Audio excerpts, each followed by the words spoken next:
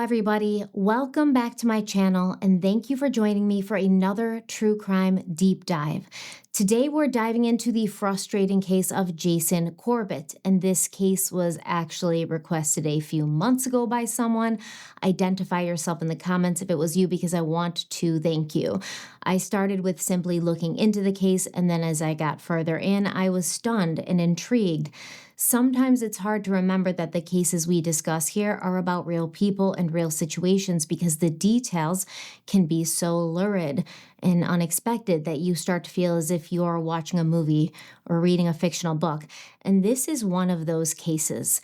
It feels like a plot ripped right from a bestseller or blockbuster. But all of the things we are going to talk about actually happened, and they happened to a real man, a man who had already dealt with his share of tragedy and hardship. It was a summer morning in 2015 when a 911 call shattered the stillness of a quiet neighborhood in North Carolina. A man was dead, beaten so severely that his skull had to be reconstructed for his funeral. His name was Jason Corbett.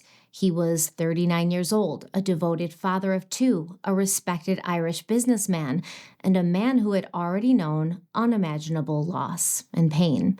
His young wife, Molly Martens, and her father, a retired FBI agent, claimed they had killed Jason in self-defense. They said he was violent and that he had been attacking Molly when her father had no choice but to intervene. But Jason's family back in Ireland, the people who had known and loved him since he was just a boy catching tadpoles in the streams of Limerick, they said something very different. They claimed this was all a setup, the ultimate betrayal. Jason had been trying to leave the marriage. He wanted to leave Molly and take his children, Jack and Sarah, with him back home to Ireland. Molly was not the biological mother to Jason's children. Their mother, Mags, had passed away, and Molly had started off in the Corbett family as their nanny, so she wouldn't have had any parental rights if Jason decided to leave. Jason's family said that Molly Martens had suffered from mental health issues, and as time went on, she'd become increasingly unstable, controlling, and desperate. And in this series, we're going to unravel the complex, tragic story of Jason Corbett, a man whose life was marked by love, heartbreak, resilience, and ultimately tragedy. A man whose life would culminate in his untimely, brutal, and mysterious death. We'll trace his journey from the Irish countryside to suburban North Carolina, through grief, healing, hope, romance, and red flags, and we'll look closely at the woman who entered his life as a nanny and left it in bloodshed. This is a story of love turned toxic, and of a family fighting not just for justice, but for the restoration of a man's name and reputation, because Jason Corbett didn't get to tell his side of the story. So his family is going to make sure that someone does, that a lot of people do, and today that someone is me. So let's settle in and get ready, because as always, to understand what happened at the end, we have to go back to the beginning. Before we dive into today's case, let's have a word from the sponsor of today's video, Helix Sleep. You've probably heard me mention them before, but I've had my Helix mattress for over 5 years now, and I still look forward to crawling into bed every single night. And considering how often I'm researching unsettling, keep you up at night stories, that's really saying something. Helix makes premium mattresses customized to your sleep style, and they ship straight to your door. That means there's no awkward mattress store trips required. You take a really super quick sleep quiz on their site, and based on your answers, like your sleep position, firmness, preference, and whether you sleep hot or cold, they match you with your perfect mattress. Personally, I'm a side sleeper, and based on my results, I was matched with the Midnight Luxe mattress. This is the perfect mattress because I prefer a firm mattress. I like to have that support. I also did get the Glacio Tech cooling cover, and I'm going to say that it's been a lifesaver during these, late summer heat waves that are happening. I thought September was going to be cooler. I turned my AC off. It's still very hot during the day and even at night. And so instead of having to turn my AC back on, I just really depend on that Glacio Tech cooling cover to keep me cool, and it does. The setup is super easy. Your mattress is going to come rolled up in a box. You unbox it and it expands like magic. And if you're unsure about buying a mattress online, you don't have to worry because Helix offers a 100-night sleep trial and a 10-year warranty. So there's plenty of time to make sure it's the right fit for you in the comfort of your own home and not while you're awkwardly laying on mattresses under the bright lights of this showroom floor while salespeople sort of wander around you and you feel vulnerable and exposed. Is that just me? I don't know, but I prefer to try my mattress out of my home, and Helix lets you do that. And right now is the perfect time to upgrade your sleep because Helix is running their extended Labor Day sale. All you have to do is go to helixsleep.com/Harlow to get 27% off site-wide. That's their biggest offer this month, and it's just for my audience. So if your mattress is leaving you sore, sweating, or just plain sleepless, treat yourself. Sleep is too important to compromise on. I want to thank Helix Sleep for sponsoring today's video and encourage you all to once again visit helixsleep.com/Harlow to take advantage of their extended Labor Day sale exclusive partner offer of 27% off site-wide.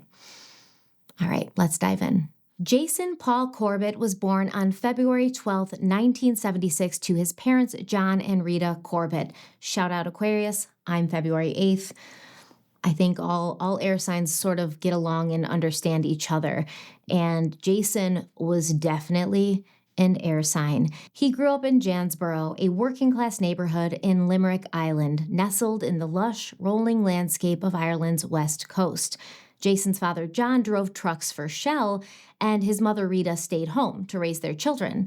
And it was a warm, safe home that always smelled like something good was cooking.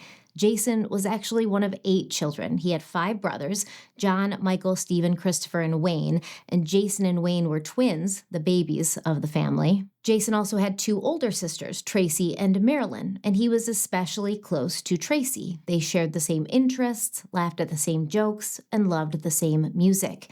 Tracy said they could almost finish each other's sentences, and with the exception of her husband, Dave, she was probably closer to Jason than anyone else on the planet. Tracy had even been the one to teach Jason how to walk when he was just a baby. Now, the place where Jason came from was always a center point in his heart and in his soul. It was the soil from which he grew into the man he would become. Limerick is a city steeped in history, framed by the winding River Shannon and brimming with both old world charm and modern Irish spirit. It's the kind of place where medieval castles sit just a short walk from cozy pubs and where locals can greet you with dry wit and a warm cup of tea in the same breath. Limerick is the 3rd largest city in the Republic of Ireland, located in County Limerick, part of the province of Munster. It's just a short drive from the wild Atlantic Way, and its heart beats alongside the River Shannon, which is Ireland's longest river.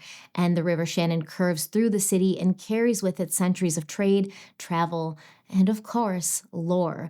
But Limerick isn't just a dot on a map. It's a place with deep roots, known for its working-class pride, its resilient people, and its very storied past. It was actually founded by the Vikings in the 9th century and became a stronghold in the Norman era, but it's just as known today for its passionate rugby fans, vibrant art scene, and rich literary heritage. Frank McCourt's memoir, Angela's Ashes, which won the Pulitzer Prize, was actually set here, painting a raw but loving portrait of Limerick during the Great Depression. The culture is a blend of tight-knit tradition and fierce independence. Families often span generations in the same neighborhood. People take pride in where they come from, and despite economic struggles in the past, especially during the 1980s, the city has continued to grow and has transformed, becoming a hub for education, technology, and the arts. Life in Limerick moves at a slower pace than in Dublin or Cork. Kids still play in the streets. The rhythm of the day is shaped by school runs and church bells, and neighbors stop to chat at the corner shop. It's not uncommon to walk through a housing estate and hear laughter spilling out of open windows or catch the scent of soda bread baking in someone's kitchen. For a child like Jason Corbett, growing up in a modest home in Jansborough's Corbett Park, Limerick offered a world of imagination and freedom. His days were filled with simple joys, picking blackberries from hedgerows, chasing and catching tadpoles in the streams, and exploring and playing on a nearby fairy fort, which is an ancient earthwork wrapped in Irish myth and mystery. So in Irish folklore, fairy forts are sacred places best left undisturbed, where the veil between the worlds is thin.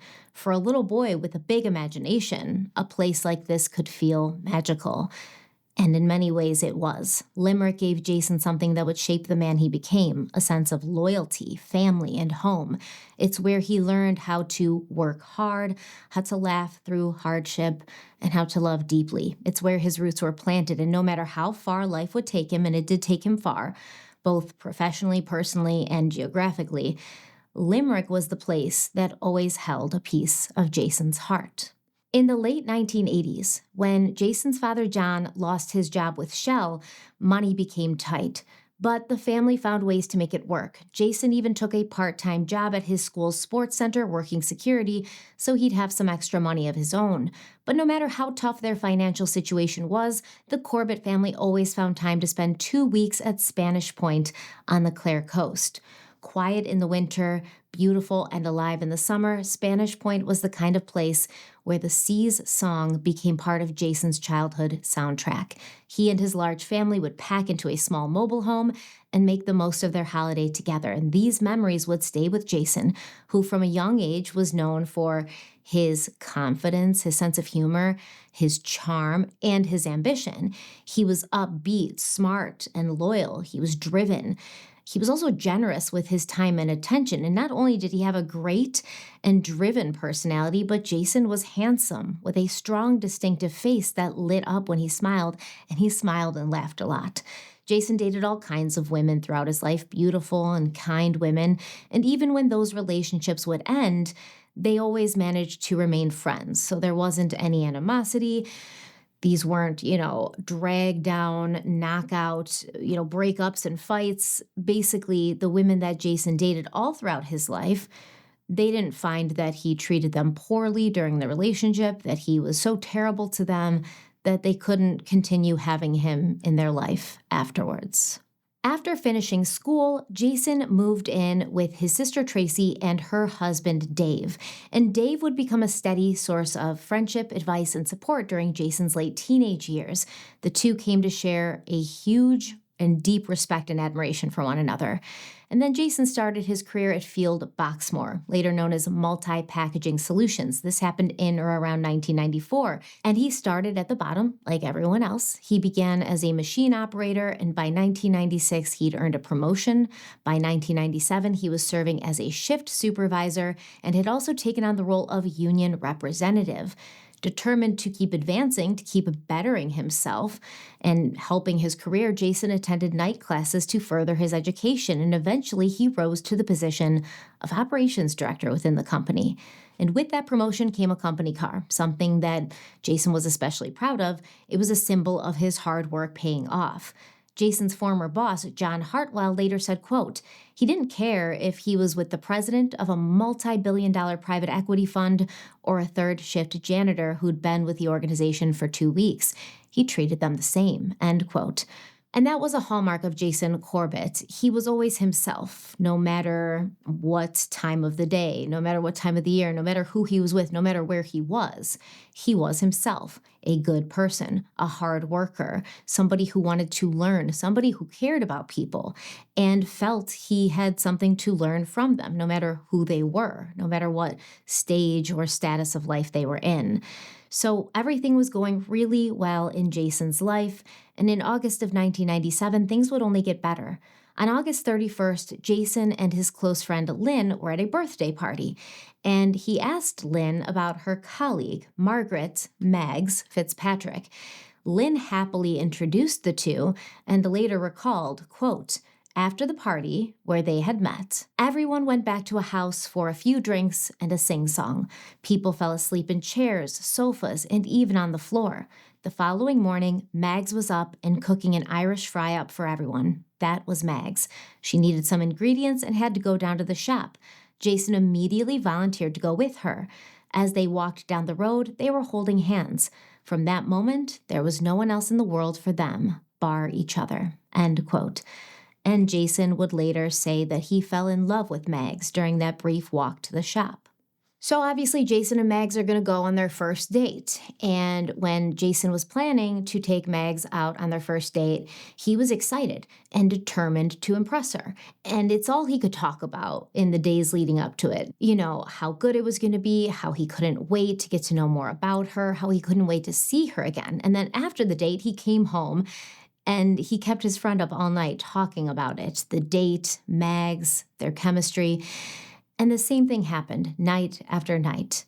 Jason's sister Tracy would eventually write a book called My Brother Jason. And in this book, she said, quote, "Needless to say, Jason was smitten. I'd known since his younger years that my brother was a true romantic, and now he began to prove it. Mags was showered with flowers, cards, and invitations to meals in the cinema. Jason would collect her if she ever needed to go anywhere." End quote. And Tracy's basically saying, you know, Jason had dated other women, he had liked other women, but with Mags, it was different. He was going to pull out all the stops. He didn't want to lose her, and so he had to show her that he could be kind, considerate. He could send her the flowers that she liked. He could give her words of love and romance in letter form, very old school, very romantic. And he was willing to, you know, put himself out there emotionally, because he felt that Mags was the one. And Jason and Mags eventually moved into an apartment above Tracy and Dave. So remember, Tracy is Jason's sister, Dave is Tracy's husband. And obviously, these two couples, these four people, would become, you know, very close. They'd spend a lot of time together. Jason and Mags would often babysit Tracy and Dave's boys, and the two couples became extremely close. Tracy considered Mags to be a little sister, and everyone around them loved Mags just as much as Jason and Tracy did. Everyone knew that the two of them were perfect for each other. They were, you know, two souls reunited in the universe. Everything fit perfectly, like two pieces of a puzzle. Now, in 2002, Jason proposed in Barcelona. He actually popped the question at the Magic Fountain at Montjuic, making official what everyone already knew, that he and Mags were meant to be together. Jason and Mags were married on June 28, 2003, at Star of the Sea Church in Clare, overlooking the Atlantic. In the days leading up to the ceremony, they agreed to not see each other for 3 days. And during those 3 days, Jason wrote a note for each day they would be apart, and then he gave them to Mags' sister, Catherine, to deliver. Catherine later remembered, quote, "When Mags read each of the notes, she started crying. After the third note on the day before the wedding, she went into the bathroom and was crying so loudly, everyone in the family heard her. My father thought she wanted to call off the wedding, and that's why she was so upset. But she was crying out of sheer emotion and happiness. I think she was just overcome by having found someone who she realized was her soulmate." End quote. Their love story was undeniable. Jason and Mags had something extraordinary, something everyone wants to find, but they rarely do. And following a beautiful ceremony filled with love and happiness, the newlyweds honeymooned in the United States, traveling through Boston, Cape Cod, and New York. And it was the perfect trip. Jason fell in love with the country and wanted to return at some point, which he would, but under very different circumstances. When Jason and Mags got back to Ireland after their honeymoon, they built a home at Ballinedy, just outside Limerick City. It was a traditional Irish stone bungalow set across the road from the Swan pub, and before long, their family began to grow. Their son Jack was born on September 18th, 2004, and their daughter Sarah followed on September 2nd, 2006. And Jason's friend Lynn remembered, quote, "They were just so happy and excited with life and so enthusiastic about it as well. I remember them saying that their family was finally complete. They had their little prince and princess." End quote. Mags' sister Catherine moved in with them for a time and helped care for the children, and Jason was always thoughtful, making sure Catherine felt appreciated too. Whenever he surprised Mags with a gift like a trip to the spa, he would pay for Catherine to go as well. It was one of the many small ways he showed how much he valued the people closest to him. And this is something we're going to see with Jason Corbett as he goes on in life. He does this with people he cares about. He does this with people that he considers his closest friends and family. Everything was picture perfect until November 21st, 2006, when tragedy struck in a way no one ever saw coming.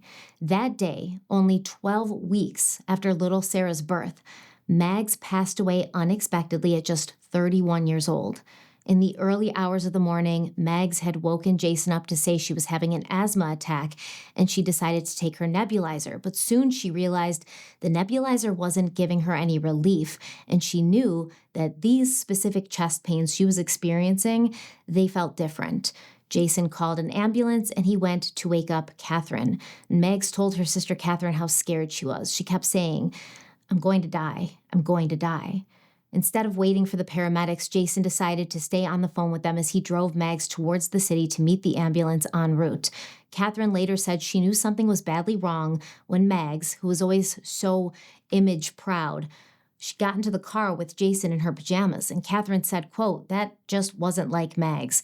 Even when Mags went into labor with her children, she insisted on getting changed into nice clothing for the trip to the maternity hospital, end quote. Jason drove Mags to the agreed meeting point and was told the ambulance was almost there. In that moment, Mags suddenly slumped forward onto the dashboard.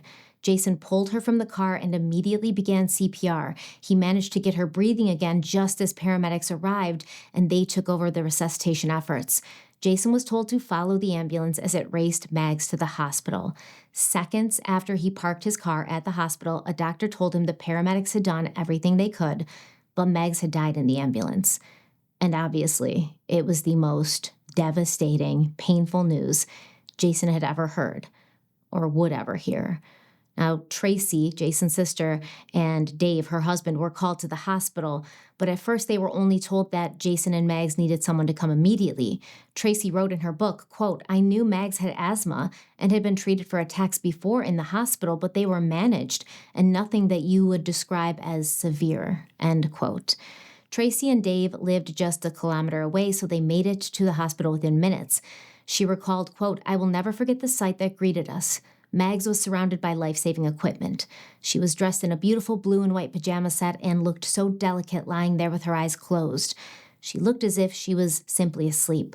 Jason was pacing up and down, holding his head in his hands. The sheer scale of the loss my brother had suffered made the scene appear primal. He was begging Mags not to leave him, pleading with her to stay. Dave and I stood there and struggled to cope with the heart-rending agony of watching someone so beautiful, so full of life, so loved, and so needed leave us all behind, end quote. The coroner later met with Jason and explained his autopsy findings. Mags had suffered an asthma attack, and her heart had simply stopped. And as you can imagine, Jason was absolutely devastated by Mags's untimely death. All the years they had spent together, all the things they had planned to do together in the future, raising their children together, trips, holidays shared together in love, suddenly that was all over. It was a life that he had planned out in great detail with the partner he wanted to share that life with. And suddenly everything was different. And Jason knew that he wanted to write something to share at Mags's funeral, but he couldn't physically get up there and read it. So his brother-in-law, Dave, read what Jason had wrote. Quote, "To my soulmate and beautiful wife, Mag, you've just heard how much I loved you before we got married, and it has been a million times better than I could ever have dreamed. I could talk about how great, funny, and crazy you were all night. Words cannot express the depths of despair, anger, and hurt I am feeling at the moment that you have been taken from me, your little monster Jack, and little baby Sarah, at just the beginning of our life journey. I know we crammed in so much in the little time we had together, but it was only a fraction of the life we had planned together. I am taking some solace in the 10 years we spent together, and in particular, the last 3 years. I had the chance to share my life with someone special, and you made me the person I am today. You always said that I was lucky to have you. You were the girl of my dreams, and then became the love of my life. Now you are the girl of my dreams again. My Mag, I'll love you all my life. Please look in on us from time to time. Love you always and forever." End quote. Mags was buried in Limerick under a headstone that reads, quote, "Cherished memories of a wonderful wife and mommy, Margaret Mags Corbett," end quote. Mags had been Jason's soulmate, the love of his life, the mother of his 2 children. Now he was a widower and a single father to a 3-month-old and a 2-year-old. Tracy later said she knew Jason would never again be the same happy, carefree soul he had been when he was with her.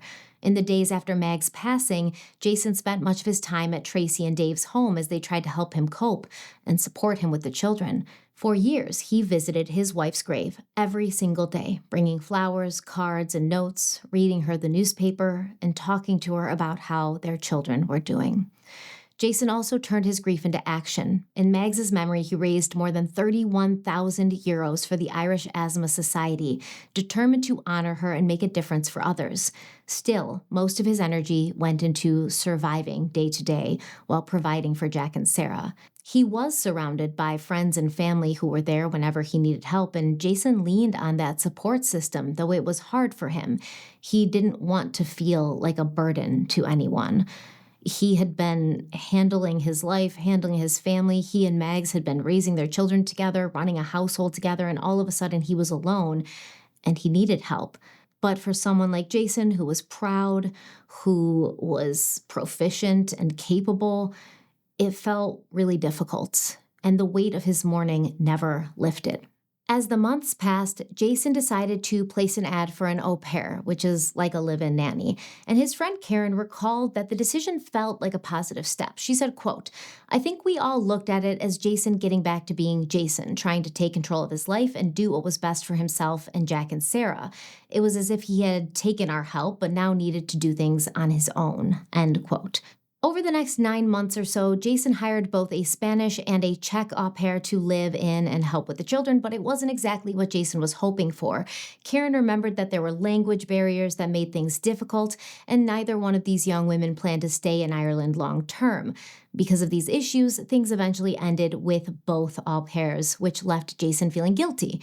Karen said, quote, "I think Jason felt the constant changing of nannies wasn't good for Jack and Sarah," end quote. Of course, they had lost their mother, and Jason's trying to bring in people to help out, not just with the housework and the cooking, but with the raising of Jack and Sarah, with the nurturing that a mother would be able to provide. And after having lost their mother, to have more than one person come in and out of the household would be a little inconsistent. It would maybe possibly make them feel like they were being abandoned. They would get close to these people and then they would leave. So Jason ultimately decided it would be better to find an English-speaking au pair who wanted to settle in Ireland for more than just a few months. He placed an ad listing those requirements, and in February of 2008, 15 months after Mags's death, Jason received an email from a 25-year-old woman in Tennessee named Molly Martens. She introduced herself as a qualified Montessori teacher and a graduate of Clemson University. She claimed she had almost made it on the U.S. Olympic swim team and had even been approved as a foster parent. On paper, Molly seemed like the perfect fit to help care for 3-year-old Jack and almost 1-year-old Sarah, so Jason hired her. Molly arrived in Ireland on March 10th, but her entry didn't go smoothly. Immigration officers questioned why she only had a one-way ticket, and they just weren't inclined to let her right in, and Molly called Jason for help. As it happened, Jason's friend Lynn was already at the airport preparing to leave for vacation with her husband, and Jason asked Lynn to find Molly and keep her company until he arrived. I know this isn't important, but I always wonder, did Lynn miss her flight to go on vacation with her husband because she had to find Molly and stay with her? I want to know. I don't know why I want to know, but I do. Regardless, Lynn said yes. She went to find Molly, and she later recalled her first impression of Molly in Tracy's book, saying, quote, "My first thoughts and the first sentence to my own husband were, 'This is not what Jason needs right now.' The minute I saw her with the big bouncing curls, she was in her 20s, she had a big bright color coat, cowboy boots, was dressed and makeup done like a pageant queen, as we would have said. She just seemed not the nannying type," end quote. Even after Jason arrived at the airport and explained that Molly was hired as his nanny, immigration still wouldn't let her in with only a one-way ticket. Tracy later said it should have been a sign that things weren't meant to be. The country was rejecting Molly, but no one could have known what was coming. Molly returned to the U.S. that same day, then flew back the next day with a return ticket, and was allowed entry. Once settled in the Corbett home, Molly took to the children quickly, and Jack and Sarah seemed comfortable with her. The household began running more smoothly than it had with the previous nannies, and probably more smoothly than it had since Mags had died, and Jason even made a point of introducing Molly to his friends and family because he didn't want her to feel isolated so far from home. She was there, she didn't have family of her own, she didn't have friends, she didn't know anyone, so he included her in his family and his group of friends. Jason's sister Tracy first met Molly a few weeks after her arrival when the family gathered at their parents' house. Molly was dressed conservatively in an outfit Tracy compared to something Julie Andrews might have worn in The Sound of Music. Her hair was tied back, she came across as quiet and reserved, but also warm and friendly, and I only bring this up because it's so much different from what she wore when she arrived in Ireland. We'll talk more about this later, but Molly had a pattern of switching up her clothing in drastic ways, and not simply because she liked fashion. So in her book, Tracy said she liked Molly at first. She admitted she wished she could say something bad about those early impressions, but in truth, Molly seemed wonderful. As time went on, Tracy noticed that Jason seemed lighter and happier, and she wrote, quote, "There was no questioning how devoted Molly appeared to be to the children, though her attention to them could be a little intense at times. I knew she was far from home, so I tried to help her settle in. At the time, I found Molly to be good company, and I liked the way she had helped Jason to smile again." End quote. Tracy also recalled, quote, "Jason liked her. She seemed gentle with the kids. We started to see a little glimpse of the old Jason coming back, that he was just not so sad all the time." End quote. By May, only a few months after Molly's arrival, Tracy began to realize something more was developing, something more between Jason and Molly. And she said, quote, "On one outing in Clare, I noticed that they seemed to prefer to be on their own. We would all go for a walk, and both Jason and Molly would lag behind, content in each other's company. I also noticed that Jason had taken to calling her Mols, his own pet name for her. It suggested a growing intimacy. I took the view that Jason was happy and appeared to have escaped the dark cloud of pain and grief that seemed to stalk him every day since Mags had died. Jason was almost 33 years old. He wasn't going to take lectures from his sister about affairs of the heart." End quote. Before the end of May, Jason had confirmed to Tracy that he and Molly were romantically involved. Later, Tracy would learn through emails that their relationship had actually developed almost immediately after Molly had arrived. In one message sent to Molly a few weeks in, to Molly being there and working for Jason, Jason wrote, quote, "I really hope that you are as happy as I am to have met you and jumped in love with you." End quote. But by June, just a month after Jason acknowledged the relationship to Tracy, there were signs that he maybe felt things were moving too quickly. He suggested Molly return to the States for a visit with her family. Tracy explained, quote, "He wanted space to think and to slow things down with the relationship. Talking to Jason, I realized he somehow wanted to separate the relationship with Molly from that with his children. It was one thing to be dating her. It was entirely another thing to be dating her and have her living in the house looking after his children." End quote. So Molly was not happy about the idea of going back home to the States. She did go back, but she did not give Jason the space he was craving. Instead, she bombarded him with calls and emails, and no matter what he said in his replies, Molly would twist his words and make him feel bad for needing space. Tracy later discovered just how intense it had been when she gained access to Jason's emails after his death. For example, on August 5th, Jason tried to make his feelings clear in an email to Molly. He said, quote, "I hate putting this on email, but it is hard to talk properly. Please know that I miss you and I love you so much, but I am scared. Scared to let go in case I lose someone again, or the kids lose someone again. I couldn't live through it. I really want to work through this, Molly. It may take time, but I want to try. Lots of love, and please don't cry. You are the closest person to me, and the last person on this earth I want to hurt. My concern is for Jack and Sarah. They have had enough tragedy in their short lives, and while I know that they are resilient, I am nervous about putting them through anything further. I'm really scared, Molly. I don't want to lose you, but more so I don't want to risk Jack and Sarah losing another mother if we don't work out." End quote. And I think this is logical, and I think that it's actually responsible on behalf of Jason.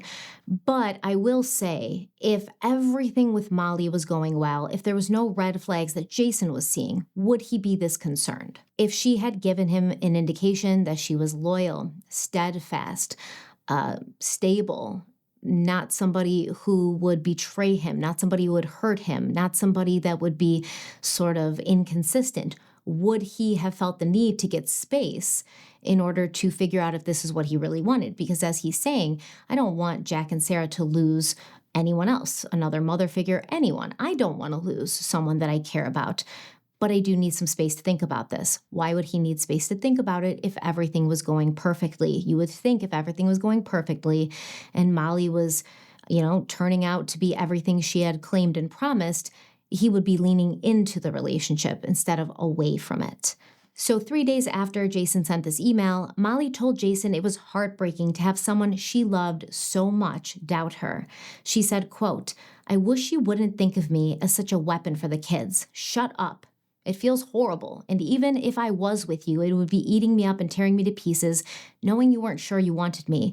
Sorry, I sent more than I meant. I just want to be loved, not even as much as I love you. I just want to be loved back. What I'm saying is that neither one of us should live life with so much doubt.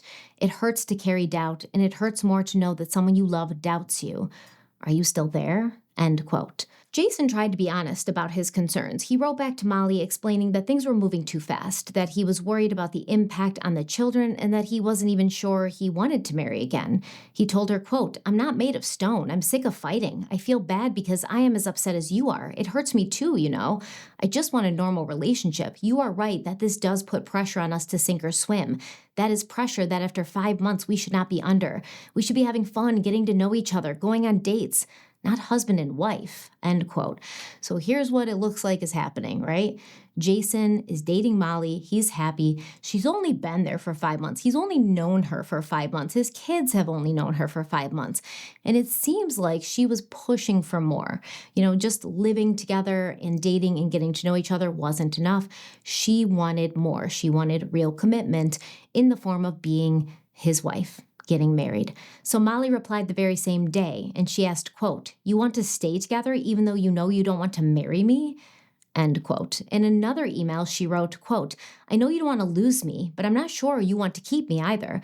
I wish you were as sure about me as I am with you. I'll be missing and mourning you and the kids for a long time to come." End quote. So yeah, he's not saying that he doesn't want to marry you. He's saying he doesn't know if he wants to get married again. And I think a lot of people who have been married, who it either ended badly or they lost this person through, an unfortunate death, they struggle being open to marriage again. It's almost like I did it, I tried it, it went well and I lost that person, or it didn't go well and I'm a little scared to get back into something so legally binding, but why can't we just, be together? Why do we have to have titles? Why do we have to have this on paper? Why can't we live together and be together for our entire lives? Why do we have to get married? So he's not saying, I don't want to marry you. He's saying, I'm not sure if I want to get married ever again.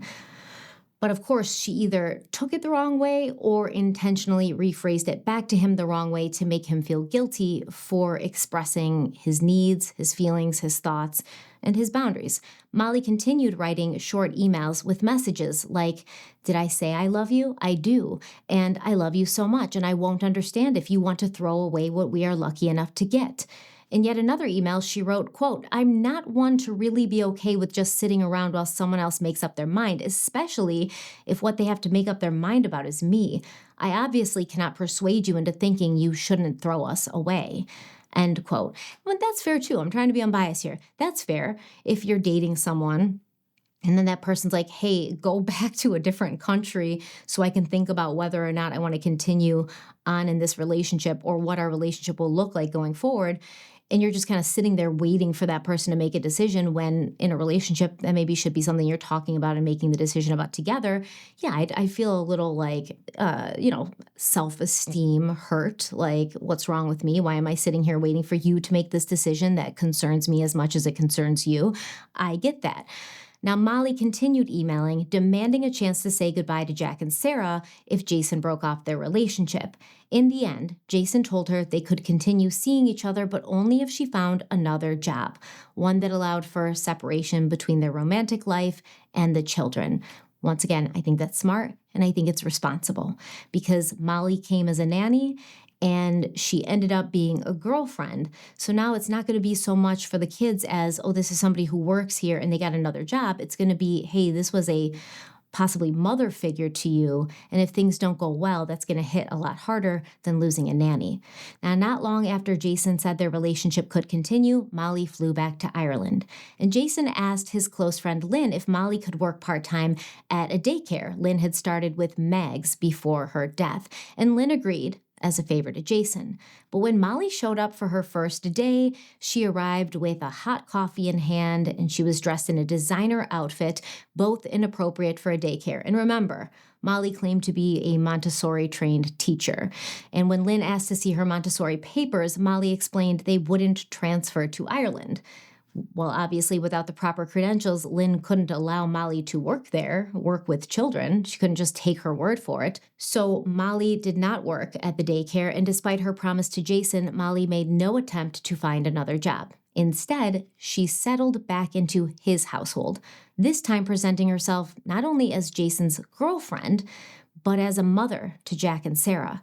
As far as I can tell, no one was really upset that Jason was dating Molly at first. It had been years since Mags died, and it didn't really feel like he was moving on from her or, people weren't like, oh, this is so soon. What's going on? You already moved someone in. Jason did keep photos of Mags up everywhere, and he had stayed very, very close to her family, her sister, her parents. It seemed more like he needed companionship and a mother figure for the children. And he'd found that in Molly, somebody he could get along with, somebody who would help him with the kids, somebody to live his life with him as he grew older, but certainly not a soulmate as he had had in Mags. Tracy wrote in her book that Jason really did love Molly. It just wasn't the same as his love for Mags. That had been once in a lifetime. Now, while people didn't really seem to mind that Jason was dating Molly, there were some things that they took issue to, like how Molly could be possessive with the children, even over very small things. Mags' sister Catherine recalled that if Sarah held Catherine's hand during a day out, Molly would take exception to it almost immediately, like she'd be offended. It was as if only Molly could be close enough to the children to hold hands, even though she wasn't blood related like Mags's family was. So Jason stays close to Mags's family, her sister Catherine, her parents. They go and they do things together because he still wants his wife's family to be a part of his children's life. And Molly's kind of like, oh, I'm the mom now. I'm the woman now. Like, I should take precedence, even though these kids have known you their entire lives and you're actually biologically related to them. But aside from this possessive behavior, Jason's loved ones couldn't help but notice that Molly was hard to read, to say the least. And she seemed to have an issue with lying or like making things up. Tracy said that Molly could turn on the charm. She could make you feel like the most important person in the world, while other times she could be overly confident and boastful. At first, Tracy explained away Molly's behavior as cultural differences, believing they were just American traits, which I get because we can be a boisterous people. We can be like a loud, proud people. We are known for that, maybe lacking in tact at some times. But over time, Tracy and others began to notice inconsistencies. Molly would share stories that conflicted with things she had already said. And if she was questioned about the inconsistencies, she would brush them off with ease or quickly change the subject. Jason's loved ones came to realize that Molly often told lies about her life whenever she needed to relate to someone. She was a chameleon. But these weren't small white lies. They were elaborate stories, full of so much detail that no one thought to question them, at least not at first. She once told Lynn she had been engaged only to discover that her fiancé was gay, and she said she had to run away afterwards. Another time, she shared an intricate story about going skydiving, but later, when her brother heard about this, he laughed and said she'd never been skydiving at all. Molly's brother said this. Tracy wrote in her book, quote, "I was extremely uncomfortable as I recalled the incredible level of detail she had gone into with her skydiving story. It was as if telling lies was second nature to her," end quote. So understand, Molly's not just sitting with, a bunch of people at dinner, having drinks, talking about life experiences and being like, "Oh yeah, you went skydiving once, so did I." She's going into detail. She's painting a portrait. She's like, "Yeah, I remember the landing gear. I remember the feeling in my stomach as I stood there and looked over at the great sky in front of me and the bravery." Like she is weaving some tales. And Mags' sister Catherine said that when she mentioned her own brother was a referee, Molly quickly chimed in with a claim that she too was a referee. But it didn't take long to see that this wasn't true either. Tracy said, quote, "We all realized as we got to know her that Molly craved being the center of attention, even if it meant telling outrageous lies." End quote. I don't know if it was Molly wanting to be the center of attention or wanting so badly to have people like her, or wanting so badly to be like a one-upper kind of thing. Like anything you can do, I can do better. You people aren't better than me. I'm here in a land that is not mine. I'm here surrounded by people who I don't know. There was probably a feeling in Molly that Jason's family was like, "What's going on? This is kind of fast." Like maybe that they had acknowledged the relationship between Jason and Molly was not as intense and real as the relationship between Jason and Mags. So maybe she just so badly wanted to relate to them and have them like her that she would tell these tall tales. But either way, Molly was a compulsive liar who didn't know when to stop. And Jason's loved ones noticed that even at social events and family gatherings, Molly wanted everyone's attention, especially Jason's. At Christmas, she insisted on opening her gifts last so that everyone, including the children, would be forced to sit and watch her. Tracy recalled that if the spotlight shifted away from Molly, quote, "you could see that she was very unhappy and would act up." End quote. When Molly didn't get her way, she caused scenes that Jason found humiliating. Sometimes she acted like a toddler throwing a tantrum, and Jason became concerned about Molly's reaction to social events. And if she wasn't happy, the four of them would leave early. So imagine you're at a social event and you're there with your girlfriend and your kids, and suddenly, something is said and she's quiet and she's withdrawn and she's looking off into the distance. Now, this is because Molly would have wanted Jason to walk up and be like, "What's wrong?"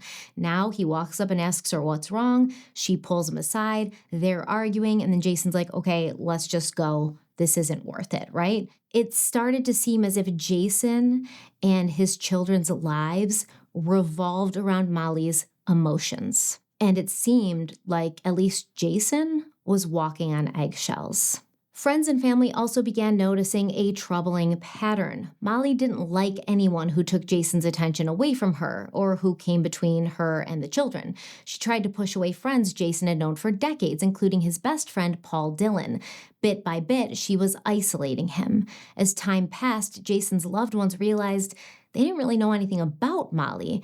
She had revealed very little about her past in the United States. She rarely spoke about friends, and she seemed guarded when conversations grew personal. And Molly had been there at this point for months and months and months, maybe even over a year. No one had come to visit her in Ireland. No friends from school, no friends from college, no childhood friends, no one. And like I mentioned earlier, when Molly did share something about herself, it would often contradict something she'd said previously. This was a sharp contrast to Mags, who had so easily become part of the family. Later, Jason's loved ones would discover the truth, that most of what they thought they had known about Molly was a lie. Molly Martens grew up in Knoxville, Tennessee, the second of 4 children and the only girl among her brothers, Bobby, Stuart, and Connor. Her mother, Sharon, stayed home to raise the family while her father, Tom, graduated from Emory University and spent 3 decades with the FBI before retiring. Afterward, he worked in counterintelligence for the Department of Energy. The family lived in a 6-bedroom home with impeccable interior decorating, a swimming pool, split-level deck, and sprawling lawns. Molly was described as smart, sociable, and stubborn. Her father coached her soccer team and joked that she was often too busy singing and dancing with her friends to pay attention to the ball.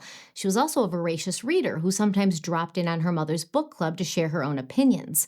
From an early age, she took on the role of caretaker, doting on her brothers, babysitting neighborhood children, and looking after younger relatives with such devotion that her aunt once considered making her a shirt that said "everybody's favorite cousin." After finishing high school, Molly briefly attended Clemson University, but she dropped out when she came down with mono. She took a few classes at community college and went through a series of entry-level jobs, but none of them involved working as a Montessori teacher. She also hadn't been on the fringes of the U.S. Olympic swim team, and she hadn't been vetted as a foster parent, despite claiming all of those things. In 2007, Molly caught the eye of Keith Maginn, who was originally from Ohio, and they lived together in an apartment owned by her parents. Over the course of a single year, Molly became pregnant, suffered a miscarriage, and got engaged to Keith. Losing the baby, though, had been extremely hard on Molly. She had wanted nothing more than to become a mother. By February of 2008, just before she reached out to Jason about the au pair position, Molly was hospitalized for mental health treatment. Keith said, quote, she had migraines, she had insomnia. She spent a lot of time just soaking in the bathtub, sometimes just crying on the bathroom floor, end quote. Jason's sister Tracy wrote in her book that a psychiatric report showed Molly had been diagnosed with possible bipolar disorder during her adolescence. At one point, she had been prescribed a combination of antidepressants and other medications, reportedly taking up to 16 pills a day. These included lithium, Focalin, Lunesta, Seroquel, Provigil, and Tramadol. The report also noticed a paternal history of depression and bipolar disorder. So Molly's stay at the hospital appeared to stabilize her mental health, and when she was released with prescriptions to manage her condition, and that's when she began looking for nanny positions. Caring for children was something she had done all her life, and on the surface, the job seemed like a natural fit. But according to Tracy, what no one knew then was that Molly had been carefully scrutinizing au pair websites, looking for a very specific kind of placement, a young, lonely widower with small children. And that's how she found Jason, Sarah, and Jack.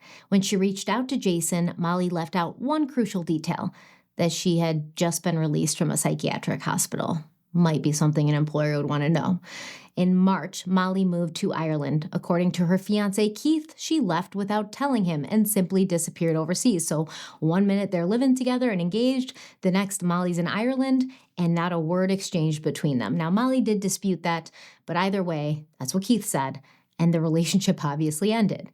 Once in Ireland, Molly and Jason quickly became romantically involved, almost as if that was her plan the whole time. And Molly later told Elle magazine that it felt incredible to give Jason a sense of wholeness again and to find purpose in being there for two children who needed her. She said, quote, I fell in love with that feeling, and I fell in love with Jason, end quote. That's something I really want to stop and address for a second, because people say, oh, I love you, I love you, I love you, and that's great. But love is not a feeling. Love is an action. And if you love somebody because of the way they make you feel, then you do not love them. You love the way they make you feel, right? So as their relationship developed, Jason prioritized Molly's happiness over all else. He paid to fly Molly and her mother to New York for a weekend break. He paid for cruises to the Bahamas with her family.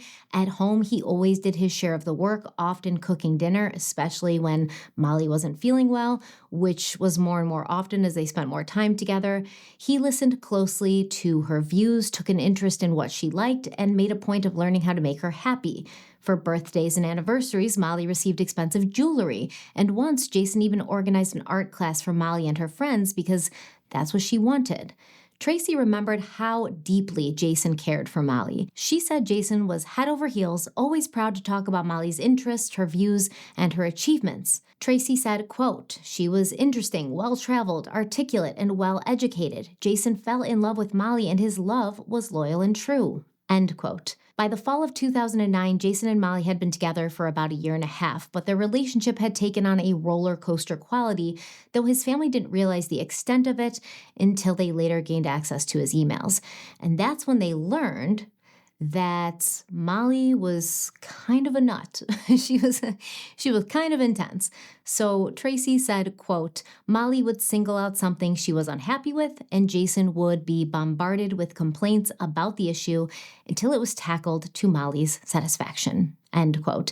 The emails made it clear that Molly also began to resent living in the house that Jason had built with Mags.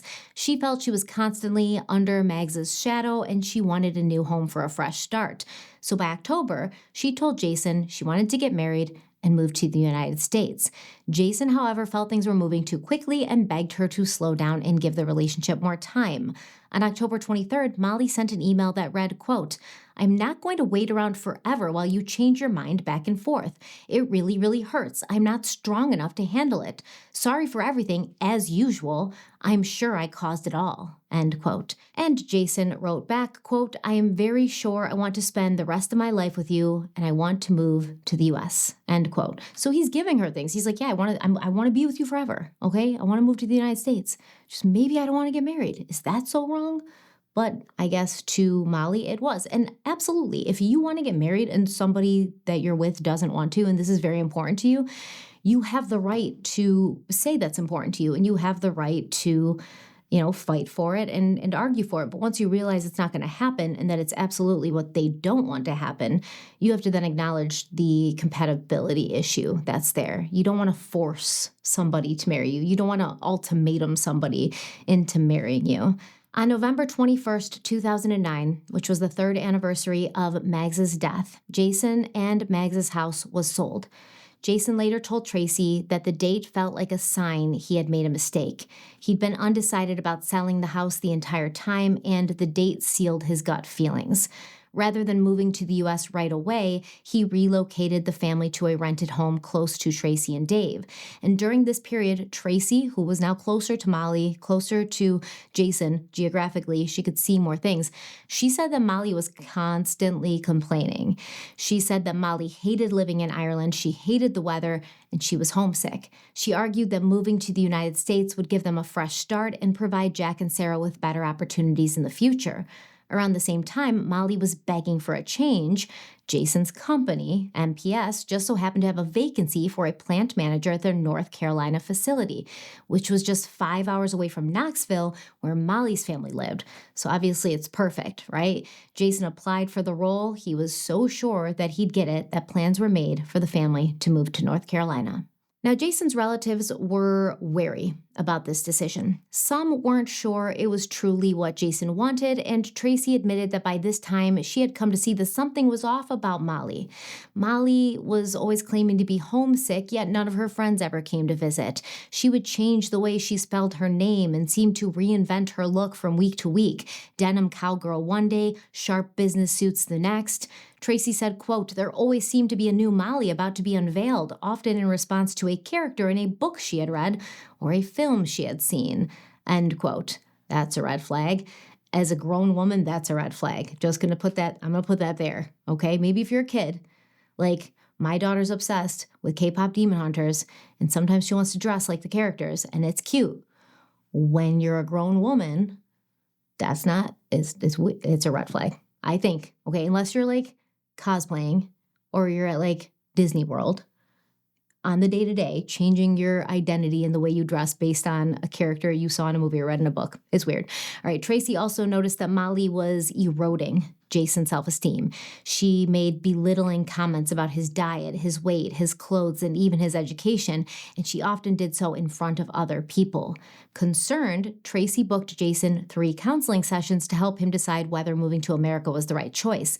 Afterward, Jason told her he was still going through with the move. Molly had given him an ultimatum: leave Ireland or lose her, and he said he could not bear to take another mother away from his children.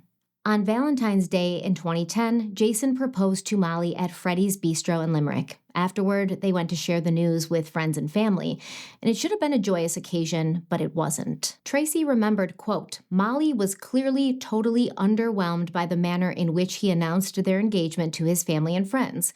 Maybe she had expected a grander gesture or a public declaration of undying adoration. Whatever happened clearly did not meet Molly's standards, and she clearly made her feelings known to Jason, because they left early that night," end quote. They left early the night they were announcing their engagement, guys.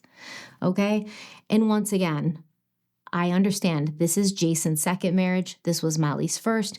Maybe she wanted this whole, princess treatment, like these grand gestures. We're looking at an incompatibility here. Proposals, parties, when they're engagement parties and things like that, weddings, they should be about love. So as long as you are happy and love the person you're with, it shouldn't matter whether you're getting married in a castle or the backyard of your parents' house.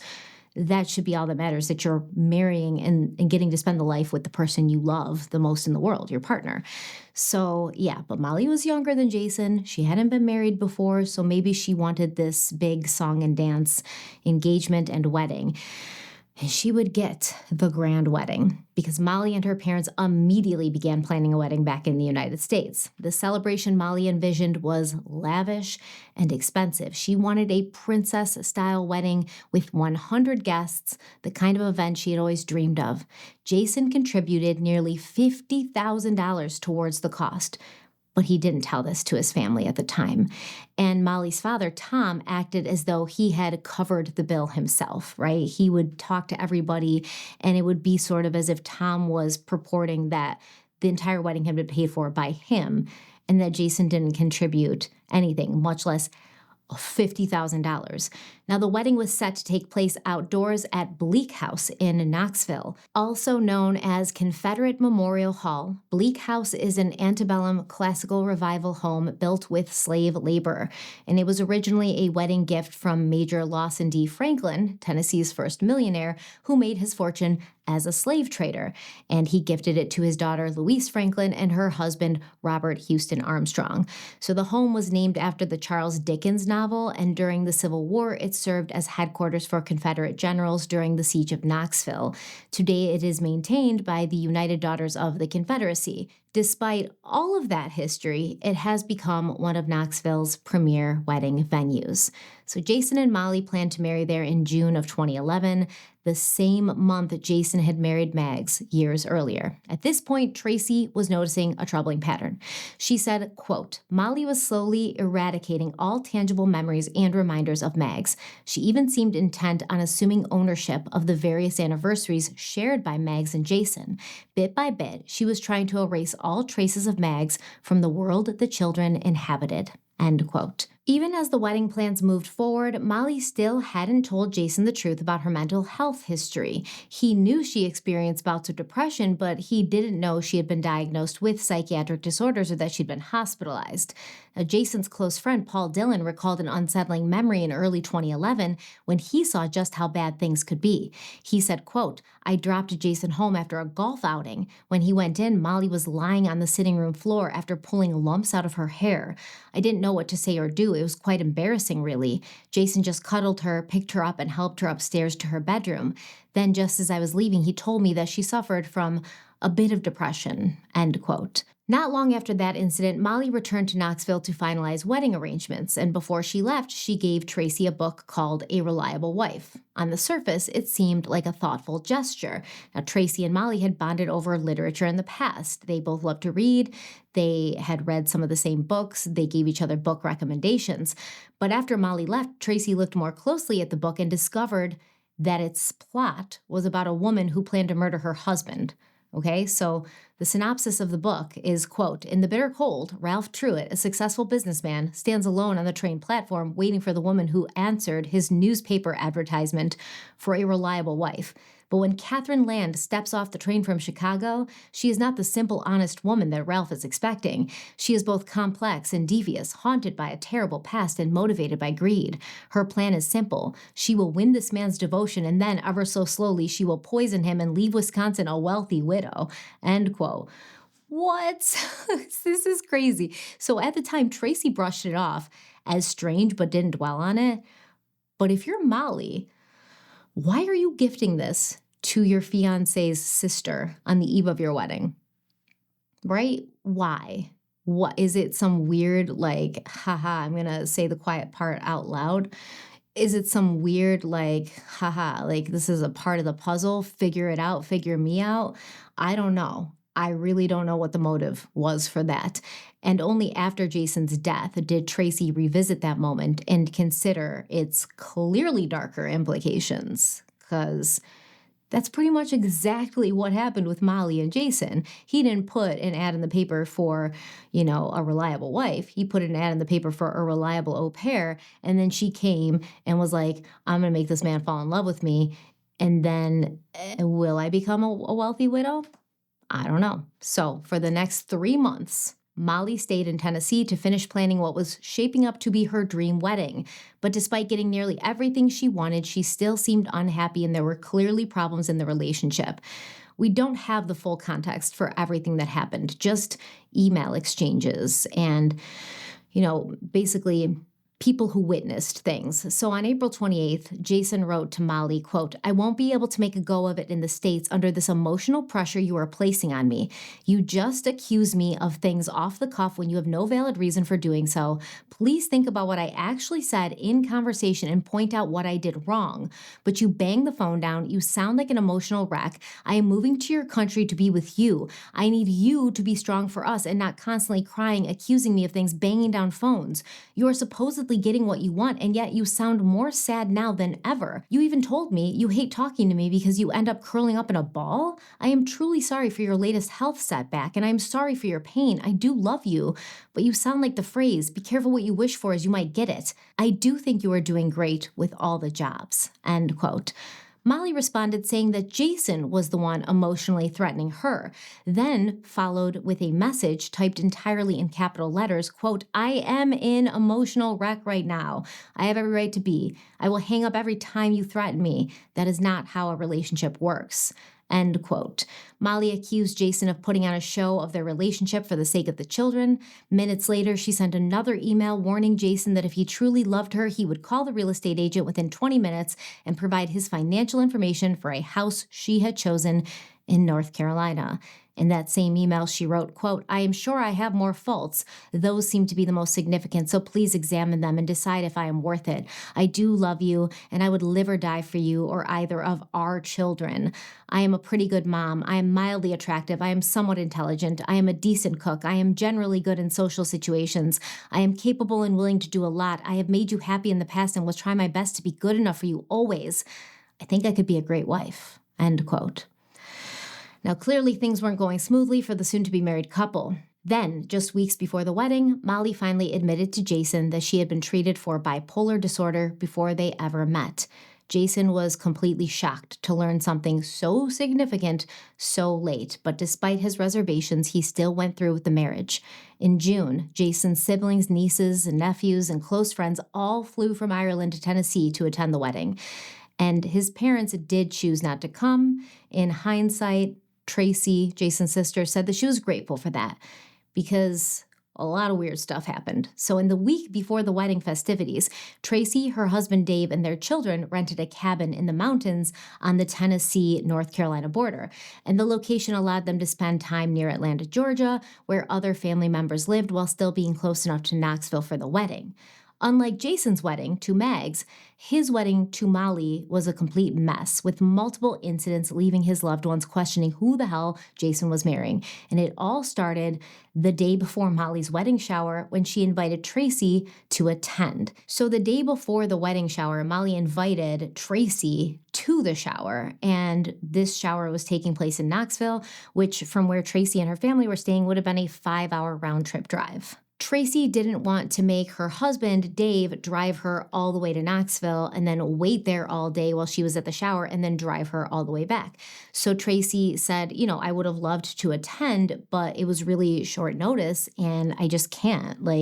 There's too much going on here. I would have made sure to be closer if that was going to be happening. It's just not something I can do. And honestly, if I was Tracy, I would have felt like, hey, she probably doesn't want me there anyway, since I'm just receiving an invitation the day before. But Molly seemed offended by Tracy rejecting the invite or, politely saying, I can't go. Tracy later said she felt Molly was deliberately creating situations that would make Tracy look uncooperative so that Molly could bring them up to Jason later. And I agree. So next, Jason's family was invited to Molly's parents' home. That was Tom and Sharon. Those are Molly's parents. They were having a pre-wedding dinner and a backyard barbecue at their house. So wanting to contribute, Tracy brought a bottle of wine, which she hadn't been able to chill prior to bringing it. And when she handed the wine to Molly's mother, Sharon, she recalled Sharon saying, "Thank you for the bottle of warm wine." Who cares? Who cares? Tracy then noticed Molly wasn't there, like in the backyard with everyone else at the barbecue. And when she asked about where Molly was, she was told that Molly was upstairs with a headache. So Tracy went to check on her and found Molly curled into a ball on the bed crying. Later that evening, Molly's father, Tom, told Jason's family that he had arranged a whitewater rafting trip for everyone the next morning at 8 o'clock. And it was the first that anyone had heard of, this whole whitewater rafting plan. And while they appreciated the gesture, they already had plans. And when they said that, Tom was visibly offended. And Tracy wrote in her book, quote, "From then on, I found him downright rude to us," end quote. He started being rude that day at the barbecue, just like iced out, cold, shut down. Then there was the wedding rehearsal. During the ceremony portion, Molly suddenly fainted on the grass, and Tracy recalled seeing members of Molly's own family roll their eyes and walk away.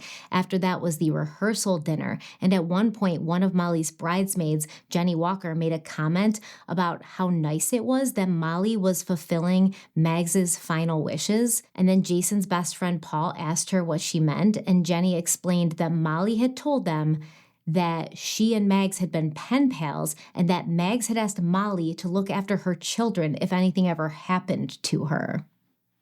What? So Paul was stunned, right? He immediately told Jason's family, and they tried to get Jason alone to see if he knew what Molly had been saying. But leading up to the wedding, Molly kept Jason close. She kept a tight leash on him, and no one ever got the chance to tell him. So when Jason's loved ones arrived at Bleak House for the wedding, they immediately sensed something was off. While they knew Molly liked attention and sometimes stirred up drama, she'd always been polite to them in Ireland. But on her wedding day, that changed. Tracy said, quote, "She was just very controlling. She was angry. And for someone who was about to get married, she just wasn't herself," end quote. Everything came to a head during the dinner following the ceremony. On the lawn outside Bleak House, Molly erupted in front of the guests. It began when she yelled at one of her oldest friends and bridesmaids, Susie West Vincent. Susie had noticed that Tracy's son Adam wasn't eating because of his food allergies, so she quietly went and bought him a Happy Meal from McDonald's. When Molly saw Adam with a McDonald's cup, she freaked out, she lashed out, she accused Susie of ruining her entire day after all the effort she had put into arranging the food. Molly then turned her anger on Tracy's husband, Dave, who remember is Jason's best friend, yelling at him as he sat near her brother Bobby and Bobby's wife, with all the guests watching. When Dave wouldn't back down, Molly ran to Jason for support and he refused to get involved. In response, she bolted up the stairs and into the house in her wedding gown, sobbing as her mother Sharon chased after her. A bridesmaid later told Tracy that she saw Molly in the bridal dressing room lying on a sofa, screaming and punching pillows. Just a regular old temper tantrum. Tracy wrote in her book, quote, "Her brothers seemed oblivious. I had begun to realize that they were used to this type of behavior from Molly," end quote. Meanwhile, Molly's father, Tom, inserted himself into the situation. He stood directly behind Dave, glaring at the back of his head and refusing to move until Molly's brother, Bobby, stepped in and led him away. And Bobby later had to apologize to Dave, who told him he wasn't responsible for his sister's behavior. In the end, Molly pressured Susie Vincent, the one who bought the Happy Meal, into leaving the wedding altogether. Tracy reached out to Susie afterwards to apologize and thank her for her kindness to her son Adam, and Susie admitted she was glad to leave early, saying the day had been very uptight and tense.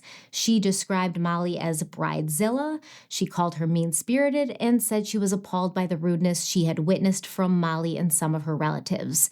Susie said in this message, quote, "I am done. It was nice meeting you, and I truly think you and the rest of your family are nice despite the negativity I had heard," end quote. So at this point, it became clear that Molly had been telling people Jason's family was awful, alienating them before they'd even met.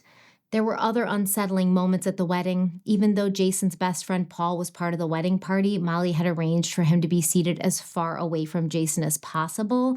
It was no accident. She'd been trying to push Paul and other longtime friends out of Jason's life for quite some time. Then at one point, a guest remarked that Sarah looked just like her mother. Jason's sister, Marilyn, asked how the guests had known Mags, and the woman replied, who's Mags? I'm talking about Molly. She's saying Sarah, Jason's daughter, looks just like her mother, Molly. So apparently, this guest had been told that Molly was Sarah's biological mother, and Molly herself had described in detail to this person how difficult her labor with Sarah had been.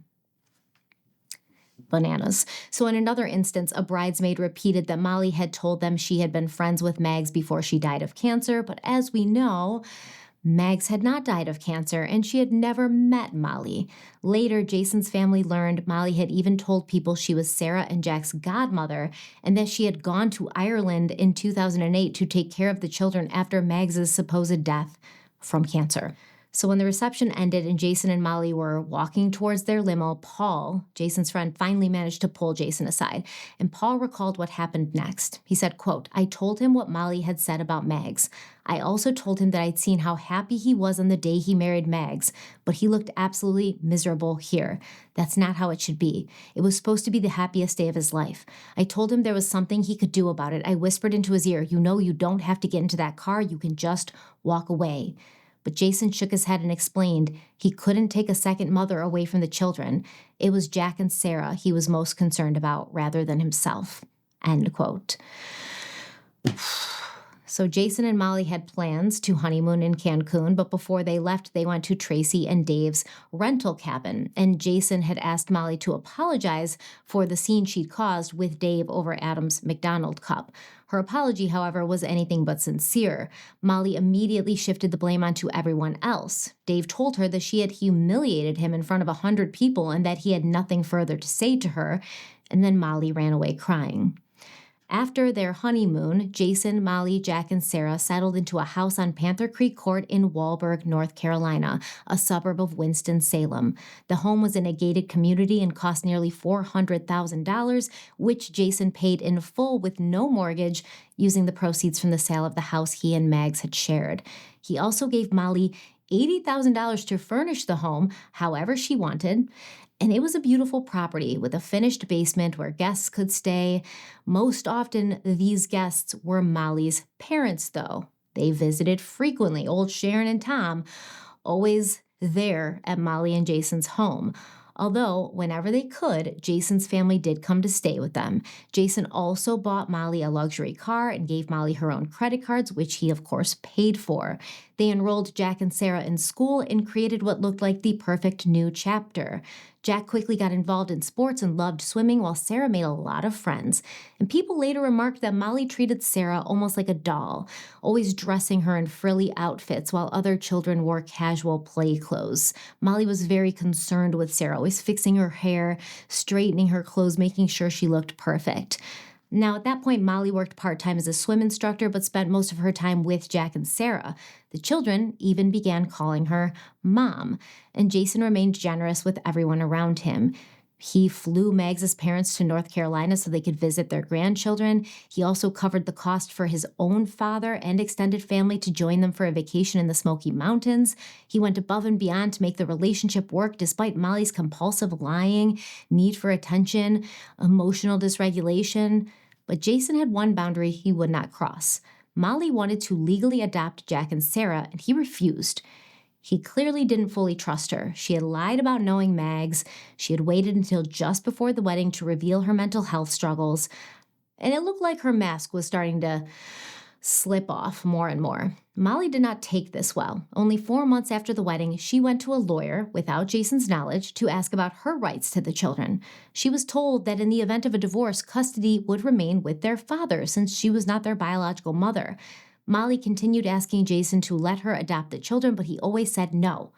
And this is where he really stood his ground. He gave in to her everywhere, but he said no about Molly adopting the children. He was so against it that he kept the children's passports outside of the home and named Tracy and Dave as the children's guardians, not Molly. He also appointed Dave and his friend Lynn as executors of his will. On November 28, 2012, his concerns over custody grew so pressing that he reached out to a law firm for advice, and he wrote, quote, "I have been married to Molly for just over a year now. Is it possible to structure this so that if I ever get divorced, not planning to, that the right to keep the children is with me over Molly? What would you need from me if we were to proceed? End quote. As the months passed, the issues in Jason and Molly's marriage became overwhelming. She was pressuring him to let her adopt Jack and Sarah. She was pressuring him to have biological children with her.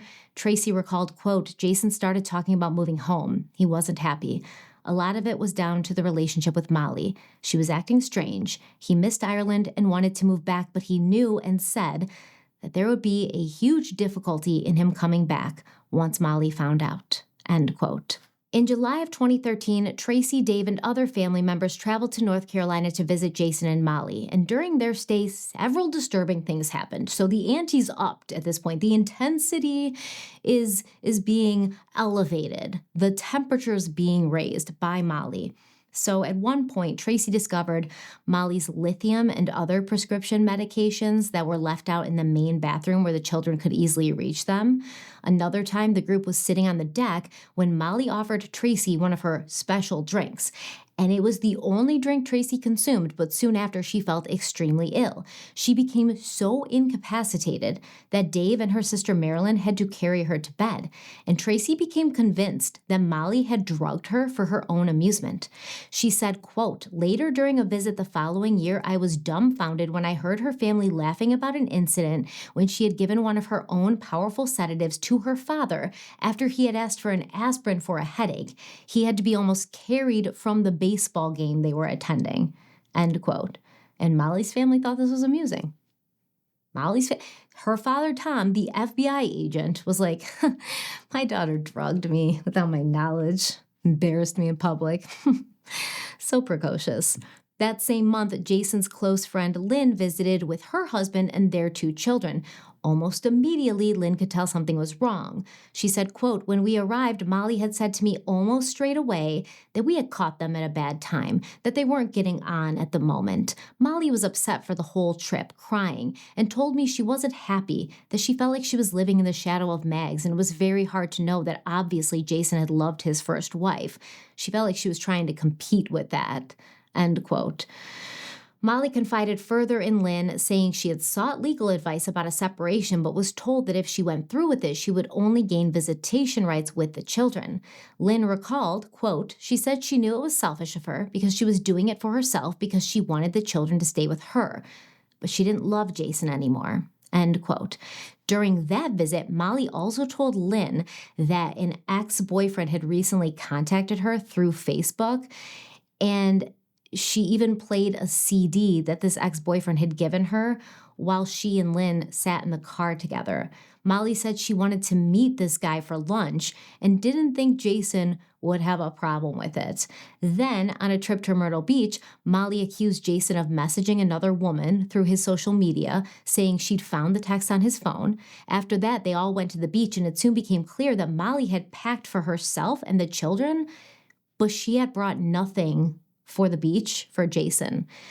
So I guess Jason was swimming in the water, and then he got out and he didn't have a towel and he didn't have dry clothes to change into.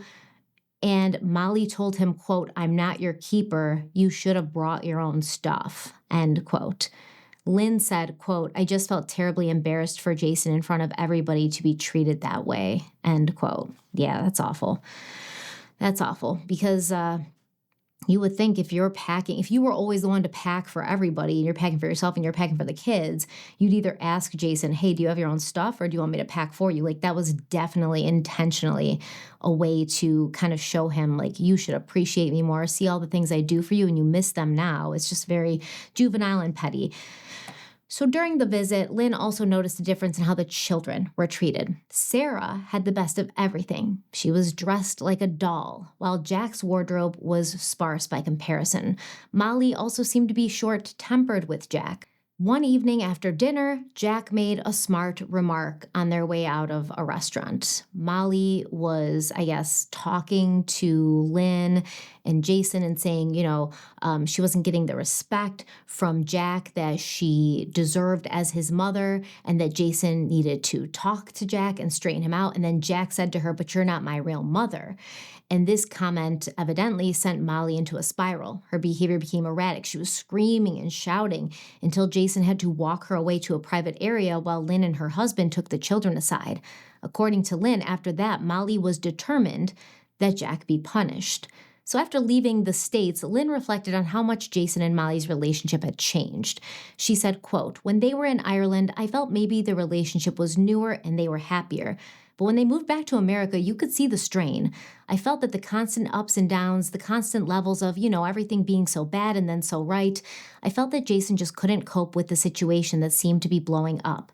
Everything was so explosive and dramatic. We wanted, obviously, for Jason to be happy, but he couldn't be happy." End quote. In reality, no one had any idea just how explosive things would become. In the early morning hours of August 2nd, 2015, Molly's father, Tom Martens, called 911 from Jason and Molly's home to report that he had possibly killed Jason Corbett. Davidson County 911, what is the emergency? My name is Tom Martens.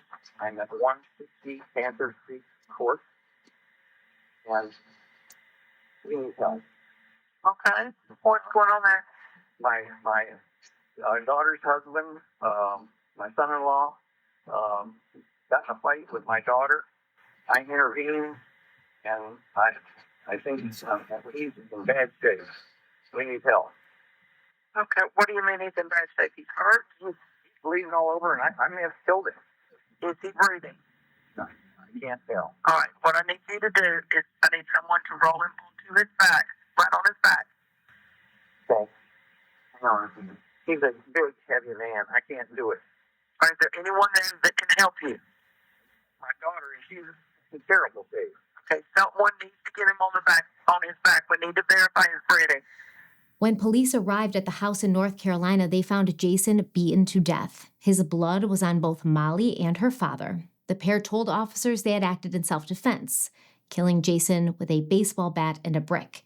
At first, it seemed like the police accepted the story, but behind the scenes, detectives were already digging into Molly's history with Jason and uncovering shocking details that even his closest friends and family hadn't known. They began quietly building a murder case against the father and daughter. And there's a lot of stuff. Well, I told you, the plot to a bestseller. I mean, I guess it was the plot to a book that Molly had and gave to Jason's sister, Tracy. But all of that's going to have to wait for part 2. I know we covered a lot. There's a lot of exposition, a lot of context. I think that's important to know who Jason was so that when we go forward in this, you can determine whether what Molly and her father, Tom, are saying about Jason is true, or if it even seems valid, or if there's any evidence at all to back it up. So that's where I'm going to leave you. Thank you so much for being here with me. Don't forget to like the video if you liked it, share it if you think it's worth sharing, subscribe if you haven't already, and I will see you very, very soon for part 2. I will not make you wait a long time, I promise. I'm going to set it up in the same way I did the Ryan Post and Shayna Hubers, so they're coming out just within a few days of each other. I know you guys like that aspect. You don't like waiting a long time. You like to binge them sometimes, so they'll all come out very shortly, around each other. And it's a wild ride. Let me know what you think in the comment section. But until next time, stay kind, stay beautiful, stay safe. I love you so much, and I'll see you very soon. Bye.